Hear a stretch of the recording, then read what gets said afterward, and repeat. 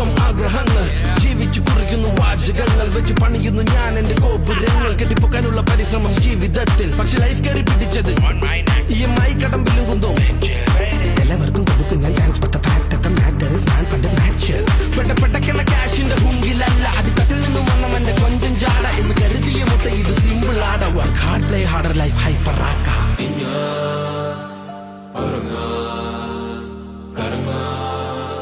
ഇതിപ്പോഴല്ല ഇത് ലാസ്റ്റ് ഞാൻ പറയുന്നേ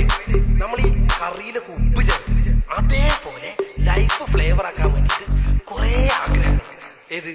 ഞാൻ ഉറങ്ങാൻ